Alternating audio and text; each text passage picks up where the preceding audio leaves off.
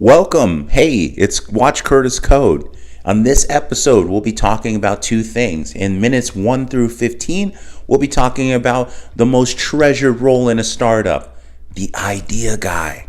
Nah, not really. We'll be talking about the idea guy, but what his role is. How does he maintain that role? And essentially, how does he transition into a key instrumental player inside of a startup? In minutes 16 through 30, we're going to be coding up, once again, our Line Snake UI. And we've added a small feature, but we'll be getting into that in minutes 16 through 30. And I'll show you all the progress that I've made ever since our last episode. All that and more on Watch Curtis Code. All right. So on this episode of Watch Curtis Code, we're going to talk about the treasured role of the idea guy. What is that? Well, most folks, they'll say, well, I'm not technical. I'm not a designer. I'm not any particular role that helps build a product, but I am an idea guy. I'm a high level guy. I can think about it. I can really imagine what this product can be. Well, in my experience, that seems to be not really the case most of the time. In fact, there's quite a few folks that are out there that they aspire to be CEOs and they don't really know how to get their footing. They don't know how to start a company or build a product or any of these things, which really as a CEO, you don't need to be completely involved in. I'm not talking about from the ground up, but you do need to be involved in knowing how those things are produced, how they're made. Essentially, the CEO is the executive producer, a person that essentially calls the shots and says, hey, this is what we should build. This is the direction we should go. Now, that's a little difficult in a small team, a small environment where you have a product person, you have an engineer, and you have a designer, you have maybe if you're very fortunate, you have a financial person, a person that's always watching a pocketbook. The idea guy's role in a small startup, let's say a team of 4, is really to eat, drink, and sleep your idea. Now, what does that really mean? That means that you're constantly thinking about how you can push the boundaries of what your product can do, and also how you can attract more customers. We'll come back to the customer part in just a moment.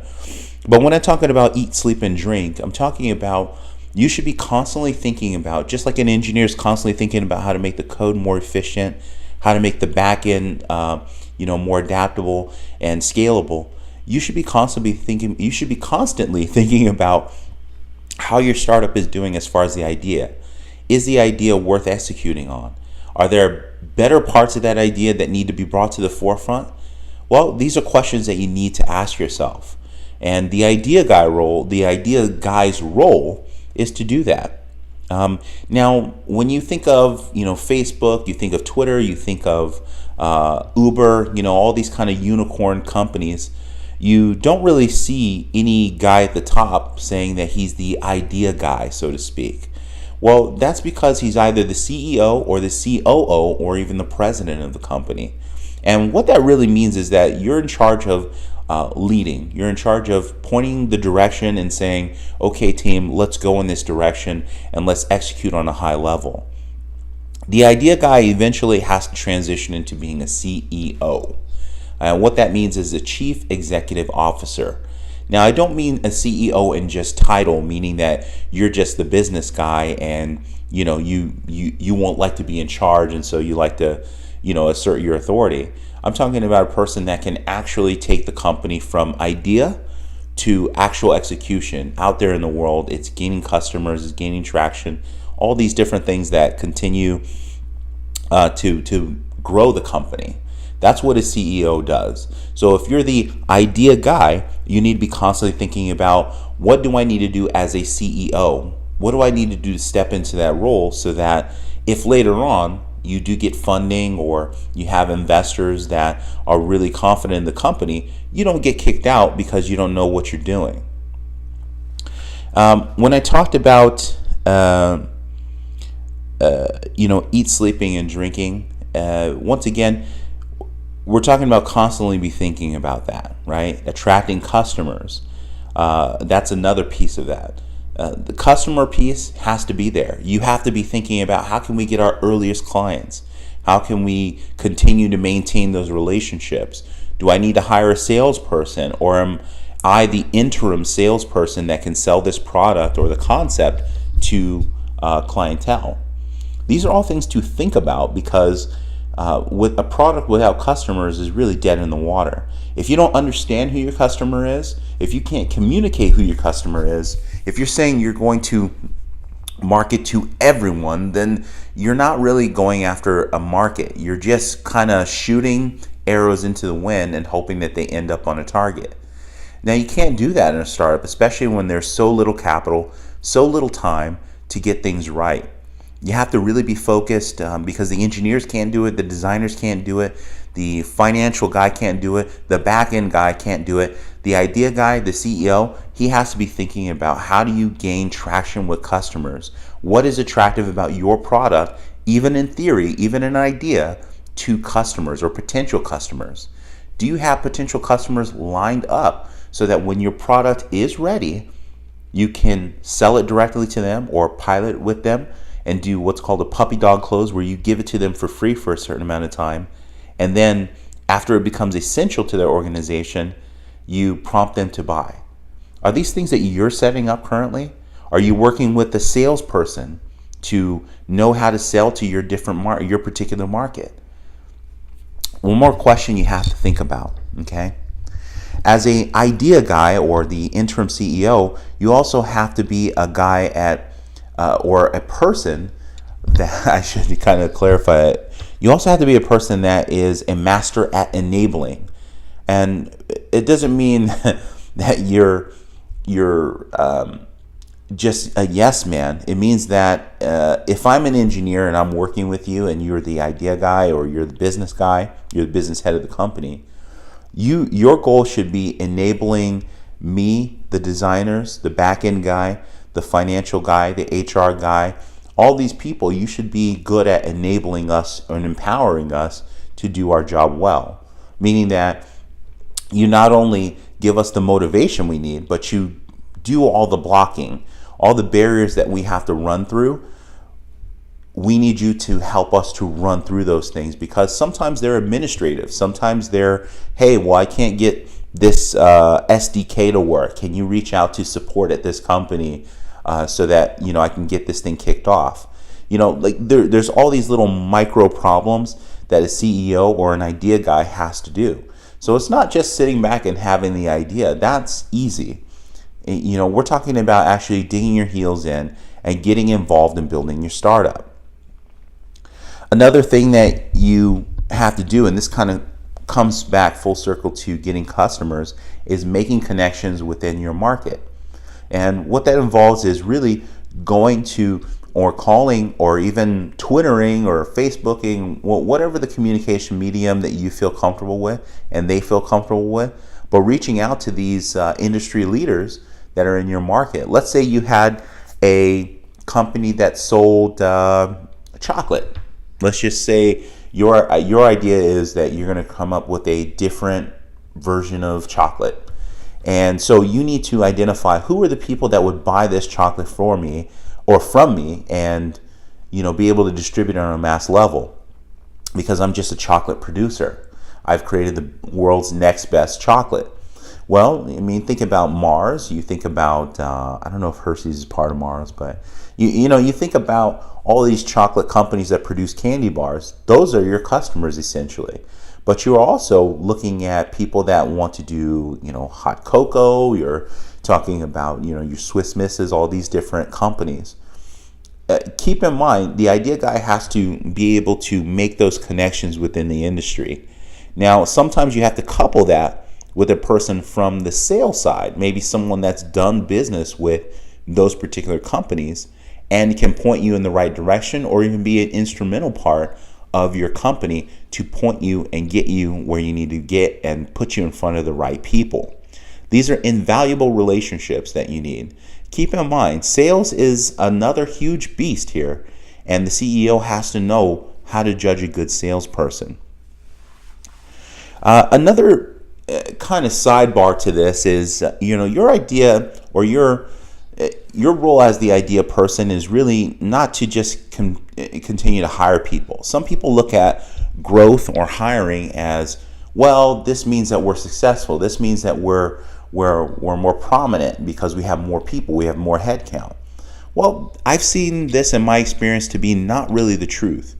A lot of times, folks will grow extremely fast, but they won't have the infrastructure to support that, meaning that they don't have any product, they don't have any clients, they don't have any way of generating revenue to pay anyone, to retain anyone, and to also ask someone to produce their best work. As engineers, we just have to be paid. That's just the way the industry works. If you do not pay us, yes, sometimes we will go and take equity, and we'll do different things to kind of sweeten the pot for ourselves, but we have to be compensated in some way. One thing that I've seen recently, especially here in Silicon Valley, is many companies are hiring interns, meaning that these are just raw people that don't really have any particular talents, but they're just hiring people to hire people, and hiring really generalists, people that don't have any real specialty, but they can do a number of kind of mindless tasks, like updating the Twitter feed every couple hours, or reaching out or sending emails, or mailing envelopes, all these different things. Now, you need someone to do those things. I don't want to take away from all the interns out there, because they do great jobs, but what we do need is to slow down on the internships, because really what it comes down to is you're still going to have to pay these people to retain them. And if you find an intern that is really good, I know at least in the state of California you have to pay interns, but I know just hiring people is not enough to prove that you're growing. It's really a fallacy to think that if I just keep hiring interns and people, then essentially, that means that we're going somewhere. That means, it's this thing that everyone subscribes to, that, oh, this means we're growing because we have an intern, we have several interns, but you're not established yet, really, So think about that. That's just my little rant on it, but think about it for a minute. Does it make sense to hire interns when you don't really have a workflow, you don't have any work to put in the hopper for those interns to do? The product is still being built, so what do you need an infrastructure of interns for? I don't know. But only you can decide when you need interns, when you need staff and whatnot, as the idea guy, as the interim CEO. So make these choices wisely. Think about these questions that you should ask yourself. Do I need to hire people? How can I reach out to people in the industry that I'm serving? How do I continue to make connections and enable my team and empower my team to do their best work, and to help them produce work that is going to just really stand out in the industry that I'm going into? So that's the end for my little rant for today. And so now let's get into the code. All right, now we're getting into the code part. Of course, this is episode 4, and I actually had to re-record what I recorded, but it's all good. I'm going to show you guys in a cooler way what I showed you guys in silent version of episode 4. So first of all, remember last time we left off with our app being in kind of shambles. However, I just wanted to kind of show you guys what the expectation is for this episode. Let me show you the progress that I've made ever since our last episode. As a matter of fact, you can see it over to your left, my right. I've built a prototype, or I've kind of rejiggered the app a little bit with a button for reserving a spot in line. And in fact, one thing that I wanted to do was actually show you how it works. And you can essentially scroll through, and as the cell reloads, you still have it reserved, and you can unreserve as well. That's actually a little tweak I need to make too. So let me take you into my thought process as to why. Okay, so let's go into Sketch. The Sketch app here is where we build a prototype for our app, and the design prototype at least. And once again, we're going back to the drawing board a little bit, where we have a very simple UI where we have a signing. Let's say we're at a convention and we want to see Jim Lee. We want to have him sign our stack of comic books. Well, in keeping in mind Apple's new design sense for iOS, one of the things that I really wanted to stretch out on here was the ability to just give a person a call to action right away. And a cool way to do that is by giving them a nice button to use instead of them having to tap on the row and then get expanded out to where we have another way for them to tap unnecessarily. So instead of using this kind of modal or kind of expanding table view deal, what I've done is I've just added a button, as you can see in this first iteration. And it's kind of a nice big dummy button. Not that the person using is a dummy, but is basically so big and out there that really no sane human should even really use it. So I've kind of scaled that down, and as you see over here, I have a scaled down version that is reserve button here, and then I have a highlighted version that has reserve ed, and then I have closed, which means basically the line is still visible in the list, but it's closed now. So basically you kind of missed your shot, but we're just letting you know that it was there at one point. And then of course coming soon is one of these things where if you're really looking at a convention like San Diego Comic-Con, you go to our app, you can see that we've got that line covered and they don't have to worry about it. You just need to know when it opens up. And this little indicator here will tell you, this little green indicator here will show you or tell you what exactly the status is and when it opens up. So that's the intent and the goal. And one other button that you have seen here is that we have a premium button here, or just a premium badge here, that kind of lets people know that they can reserve a premium spot in line, meaning a guaranteed spot in line. I don't really know how that's going to play out yet, but it's just one of the things I was thinking about as far as making this thing monetizable. So without further ado, let's go ahead and go into code, and I'll show you the changes that I've made so far. So the file that we need to open up is actually our UI table view controller lines view. Why is this bar? Let me change this. Bad code here. So let me show you. And by the way, I'm at Starbucks, so that's why the background noise is okay. So let me show you. Just keep it nice and clean here. What you probably saw me do a code fold, which is basically I just wanted to fold all the methods and functions to where I can visibly see the truncated version. So of course we have a number of rows. We're not going to worry about that because we already know how many rows we have. And we have our cell for row at index, which is basically the reusable cell that is used to create these nice lines here. So for each one of these, I'll just highlight it to make the point. Each one of these is a reusable object that we can see in our storyboard here. You can see how it's unfilled out, like there's nothing in here that is really filled out. But it's a way for us to see exactly what's happening here. Okay, let me just make that little change here. Whoop, there we go. All right, we're good to go. That's a simple UI thing. So one of the things I did to activate that button is, as you can see in the comments, I say set up a reserve button. And so I basically said, here's the object and here's the tag that it's using in that UI. Let me show you that.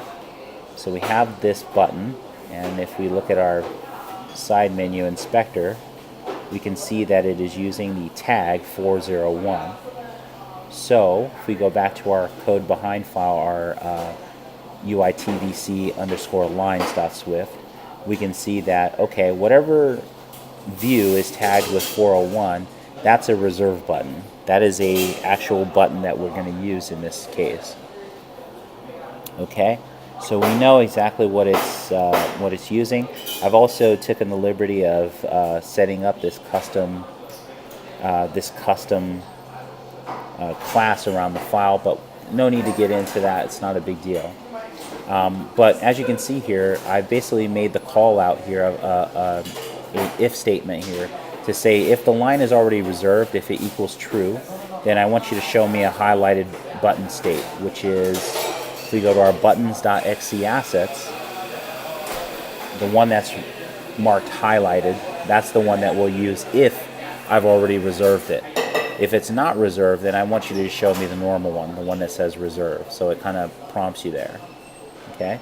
So that's the highlighted one here. So I'm basically replacing that button image with a one that says reserve button highlighted. And if it's not reserved, I have an else statement here, which basically says, give me the normal one. It's okay. Now, what you'll notice for both of these is that I've done a little thing. I've of course set it for the normal state, which is the active state most of the time, but I've also added a target, which is basically a method for each one of these states. So if it's reserved, then I want the method to be called for that button that's unreserved. So let me show you that. Actually, let me show you it in play first, and then we'll show you how that works. So one thing that I can do is, if I like Jim Lee, I can tap on the button to reserve. If I like Eric Larson, I can tap on the button to reserve his. And as I scroll, what's keeping this state here is the fact that I've marked this particular object, our line object, I've marked it as true. Okay? Now, if I tap on this again, and I scroll up and down again, you can see that it maintains that state perfectly. Okay? The reason why is because for each state I have a method that I'm calling here. Okay? So for the unreserved, which is what the state we just did, let me expand this method. Okay? And you can see that I basically made the object ls line reserve equal false. Okay? And I've also made the button normal again. Okay? I could blow these out to different functions, but I decided not to do that. So I'll pay the price for it later. It's okay, because I'm just showing you guys how it works. Okay. So let me go back to the app itself, and as you can see, I can reserve a bunch of these, and I can scroll through. And when this cell gets reused, what's keeping it in line is that if statement. I'm basically saying if it's reserved, then do this. You can also do this with a case statement as well. It's much, it's negligible, the difference, but I just wanted to have this there because I actually have a few things going on, and I like to kind of keep it clean as well. So that's about all the changes I've really made to this thing. But as I've said, you can scroll down and you can see some duplicates in here, and I just did that to fill out the data, just to give it a nice look and everything. So let's run this app again, get a nice clean compile here, and I want to show you guys one more tool that I use to make this thing come to life. And this will enable us to make real-time changes, okay? And it's an app I actually have been using for a little bit on the few projects I've done, and it's called Reveal, okay? And what Reveal is essentially it's a, I can't really explain it fully. What it is basically an app that you can make near real-time improvements to your UI just, by essentially running it in real time. So let me give you an example. So if I open the app and I'm running it in Simulator, and then, or I can run it on my iOS device as well, I can just select that label, which is this label here, and I can make it say something else. I can make it say Jim Lee autograph session. Session.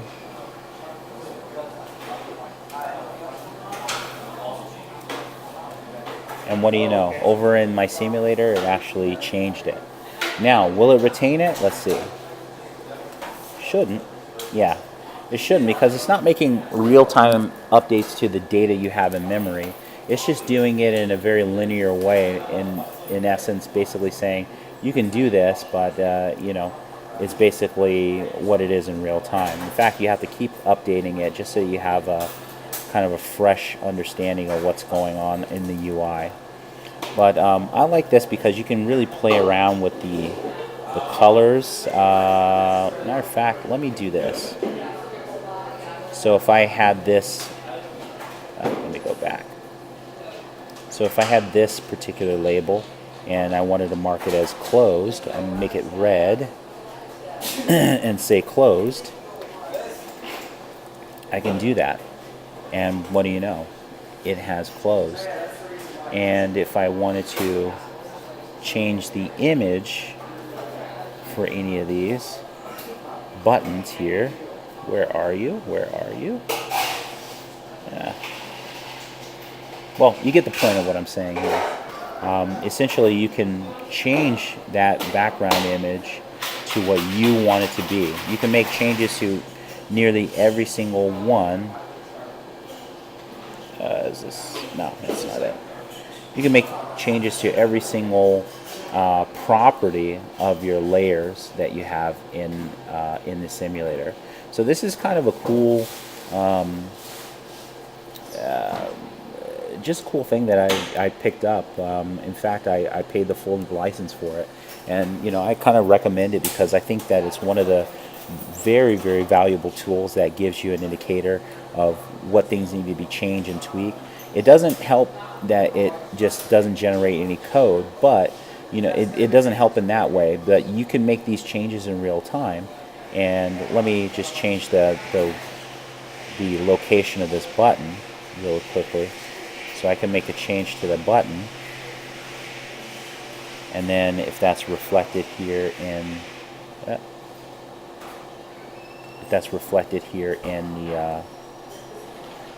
in real time, that helps. Or even this label, if I wanted to modify the location even, I could say, well, I want it to actually be 20 spaces out, and you can see how it interacts and how it spaces out everything. You see how this one looks a little funkified, so go ahead and refresh that by scrolling up, and then we'll blow it out. See, it reverts back to its old state.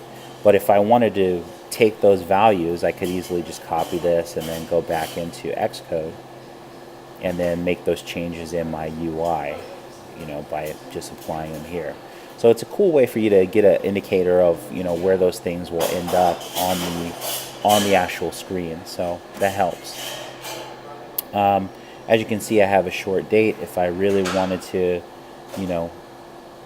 wig out my users, I could easily say, well, let me change the color here, and I can make this green, or I can make it red to reflect that this thing is about to close. You need to get on it right now. And I can kind of see how that looks, and it stands out too. So maybe I'll end up using this. Maybe I'll turn this and this red eventually, just to kind of give a person an indication of, hey, there's not that much time left, so you need to start reserving the spot right now before the line closes. So those are some cool things that I kind of picked up along the way, and I hope you guys enjoyed this episode of Watch Curtis Code. And tune in next week, and we will have a new episode for you. Or not next week, excuse me. I'm committing too much here. So a lot of things have happened over the past few weeks, and I want to explain exactly what's happened. And I want a hackathon and a bunch of other stuff. So I'll probably have an episode where I talk about that, and I'll also talk about another tool that I use as well. So anyways, thank you guys for your support and also your patience in me putting this episode out. And so, till next time, I'm Curtis Pope.